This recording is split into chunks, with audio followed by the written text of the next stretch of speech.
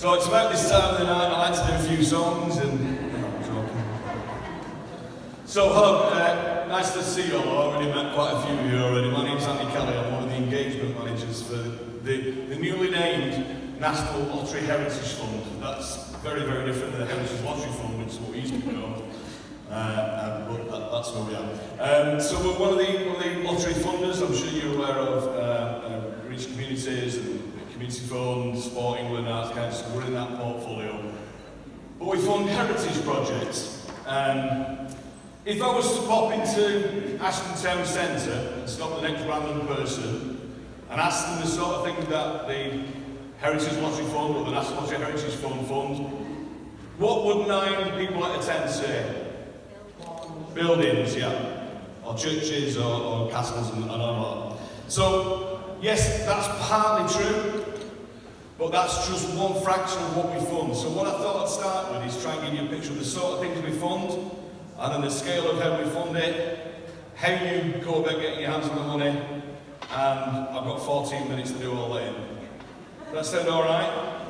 So if you come away with nothing else, those sort of key elements of what I'm trying to do for you. I've selected just one slide because I'm not going to mess around with the whole rank of slides, but this is about the scale, and I'll come to that in a minute. So, over here we fund built heritage. So there are buildings in the UK that are important to the heritage and history of our nation. That would include things like castles, churches, stately homes, built heritage. We're all clear on what that is. Got it? Say yes, Andy? Yes. Thank you. Next door to that, we've got something called built landscapes. So built landscapes include things like parks, gardens, memorial areas, but landscapes that we have moulded to look a certain way, usually for commemorative purposes. Now, with parks, we've got more in the north of England than anywhere else in the country, because parks were created about 150, 180 years ago in order to give us green spaces and a place for relaxation, a place to exercise, and to chill out and all that kind of stuff. I still find it ironic that people come to me and complain about we've got kids in the park doing nothing. Well, that's what they're supposed to do, that's what parks are for. So there's kind of, there is a little bit of thinking there. I'm a youth worker by trade, by the way, I need to confess that, so I do tend to see things in young people's perspectives. Next, so we've got buildings, parks, great stuff, built landscapes. Next door to that is this huge area called natural heritage. So you may have spotted, we live on an island just on the northwest bit of Europe there. Yeah, I won't mention Europe anymore after that. We are an island and we share it as a species with insects, with birds, with animals, with trees, with flowers. We have a coastline, you might have spotted that as well. So we have beaches, we've got rock pools, we've got whales, seals, mammals. That is natural heritage. And it's part of our responsibility as custodians of the country and of the planet to look after that natural heritage. Interestingly, if I ask you to picture the natural British countryside in your mind, it might be green rolling hills and dry stone walls and mountains. That's not the natural heritage of this island. It's forest. It's just for 3,000 years we've farmed the land to look a certain way. So it's quite an interesting sort of misnomer that we have about what natural heritage is. But we fund projects in the natural heritage area. So we've got buildings, built landscapes, natural heritage. Easy this, isn't it?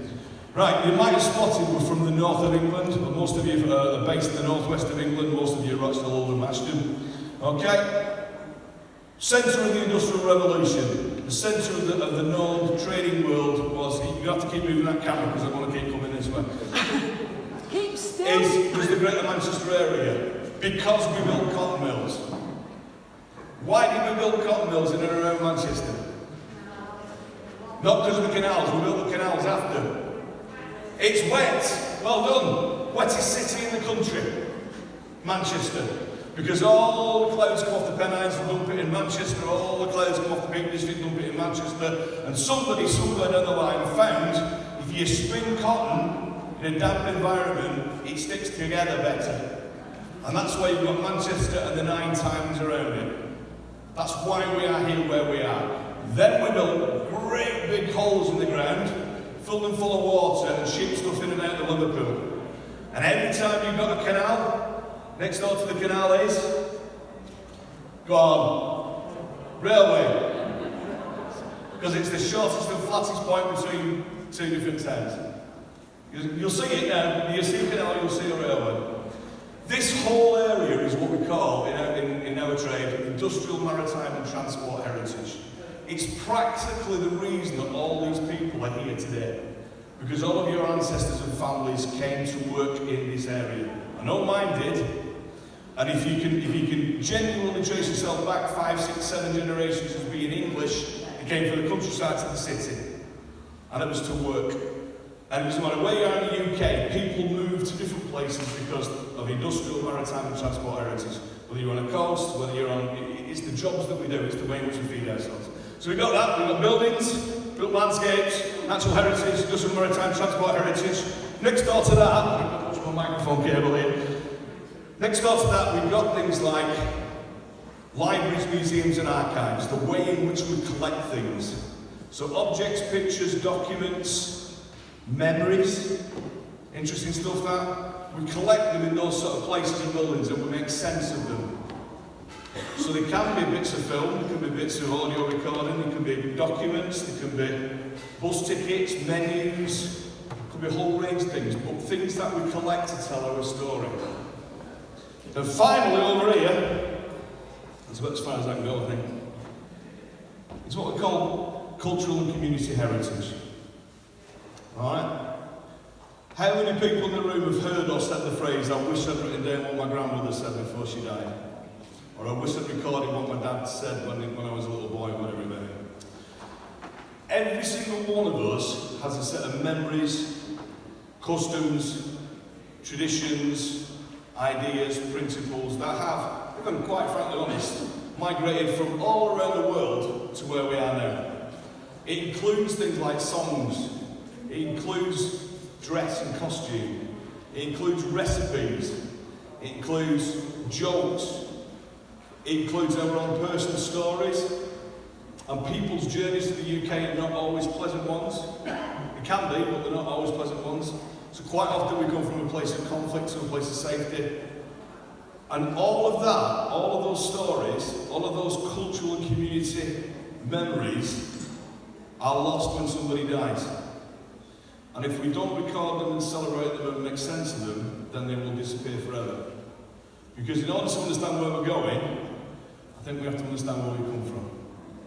And that, pretty much, is the rainbow heritage that we fund. So yes, we do buildings, yes, we do build landscapes, yes, we fund the natural environment, we fund collections, we fund community heritage. Not the presentation you thought you were going to get, was it? No. So in dead simple terms, because we have tried to simplify this now, the National Lottery Heritage Fund have 3 grant programmes. And I feel like Michael Barrymore when I say this, but it's top, middle and bottom. Small, medium and large. Our small grant programme is for grants of between £3,000 and £10,000. Quite often, and I'm going to generalise a little bit, it's for organisations like yourself. You've got no previous application to the Lottery Fund. It's your first application, your first project in heritage. It's supposed to be easy to get your hands on. It's supposed to be activity-based, that you go and do stuff. And do stuff that's linked to one of those heritage areas I've just mentioned. Medium grant programmes, and the irony is not lost on me here, range from 10,000 to 250,000. That's a pretty large medium grant, isn't it? We do break it down into 2 sections. We break it down into 10 to 100 and 100 to 250. But it is the same application form, and it is a single one-step process. What we ask is if you've got an idea for a project that's within that remit, you submit a project inquiry form via the website. In fact, I can't recommend the website enough to you. In fact, I have to do because they won't give us any printed material anymore. We have to send you to the website to find this out.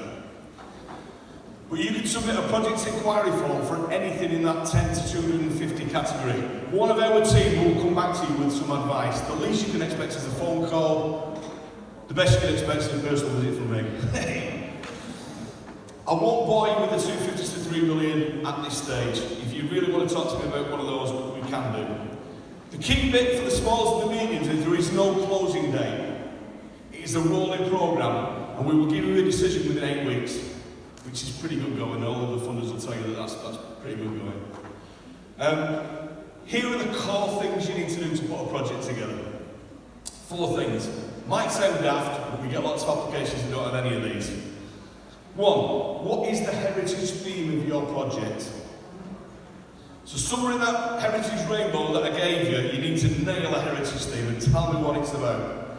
It can be, and I'll use some of the examples I had a chat with groups this morning, it can be about biodiversity in Oldham and about encouraging young people to plant trees and do pond dipping and to map bats and birds and bees in a park area. Natural heritage, dead easy. It could specifically be about working with older people and interviewing women in the 70s and 80s about their experience of going to the cinema in the 50s.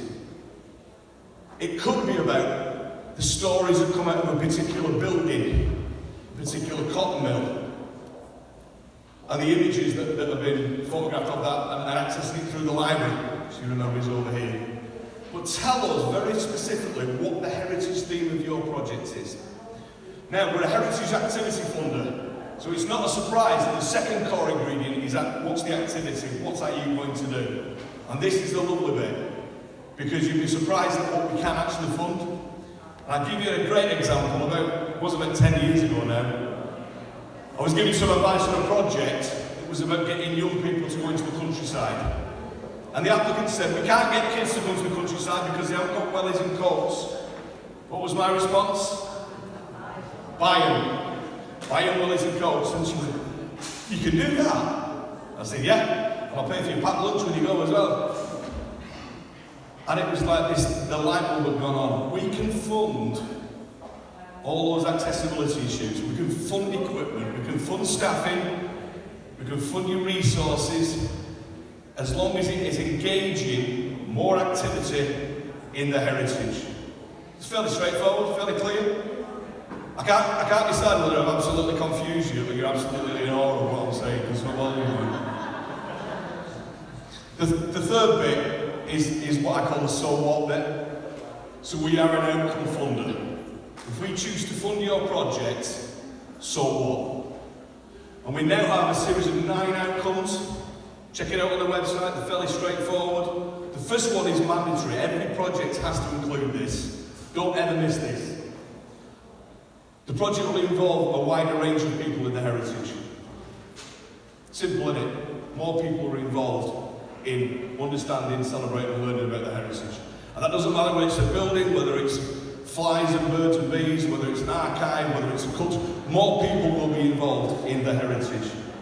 We also have other outcomes about skills and well-being, and we will probably only expect 2 or 3 outcomes to do that on a small heritage grant. So we're not looking for you to do all 9. The final bit of thinking is, why now? What evidence do you have, or what need or demand or opportunity do you have to fund the project now? Why should we fund it next year or the year afterwards? Why this year? So the 4 core ingredients: what's the heritage? What's the activity? What's the outcome? Why now? And that is a formula that applies to a grant of £3,000 or £3 million, just that we ask for more detail at this end. So, be honest, put your hand up if you thought heritage was now to do with your organisation today. Put your hands down. Who now thinks that it could be? That's more. That's good then in that case. Look, I'm here for a little while, I'll be here till 4 o'clock. I'd like to finish with the Sinatra number. No, I'm joking. Thanks ever so much, I'll be at the back and the Hanson guy that's in the flourish shirt.